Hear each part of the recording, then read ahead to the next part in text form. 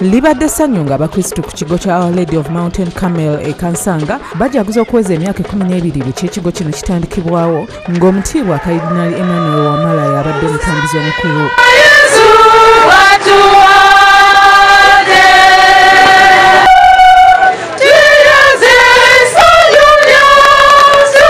Kalidinaali atuuse ku kigo kino ku ssaawa 4 ez'okumakya n'asimba ejjinja ku ssomero lya St. Kizito Primary School.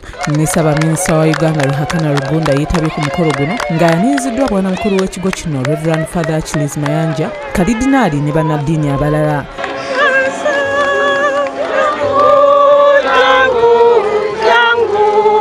Mu kwogera kwe, Rugunda yeebazizza bannaddiini naddala Kalidinaali Wamala olw'enkolagana gy'ataddewo wakati wa gavumenti n'omuntu owa bulijjo n'awaayo obukadde 5 okubayambako mu kuzimba ekigo kino era n'asuubiza okubongera obulala 10.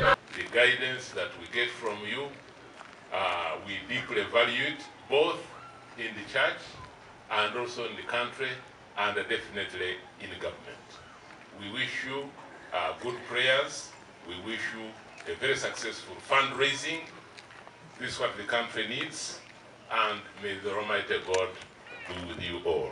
Thank you. Kalidinaali yeebazizza Rugunda n'asaba n'abalala okumuyigirako wabula ne yennyamira olw'abantu abatamatira na bye balina.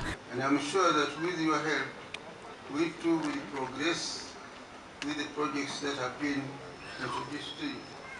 Bwana mukulu w'ekigo kino Reverend Father Achilles Mayanja annyonnyodde enkulaakulana etuukiddwako mu myaka gino gye bajaguzza ng'oluvannyuma abakulembeze ab'enjawulo baweereddwa satifikeeti okubasiima. Ng'ebimu ku bye twenyumiriza mu bukyanga parish eno etandika nti kwe kukkiriza okunene kw'Abakristu abantu abasoma beeyongedde, Ekleziya eyazimbibwa ewedde, ennyumba y'abakulu eri kumpi kuggwa. Ye omusumba wa Gospel Healing Center International esangibwa Ebeeza Patrick Makumbi akubiriza abantu okwekuuma nga beewala ebikolwa ebivumaganya ng'okulwanira mu bbaala naddala mu kiseera kino nga beetegekera okuyingira ennaku enkulu. Katonda atukuuma naye naffe tulina okutwala obuvunaanyizibwa obw'okubeera abeegendereza essaawa z'otambula.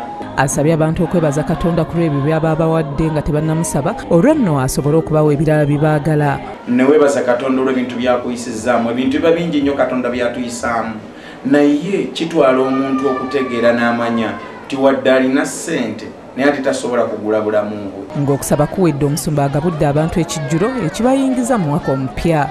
Joseph Innocent Senfuma ne Ronald Kakooza be bakusakidde eggulire lino okulwa Bukedde TV1.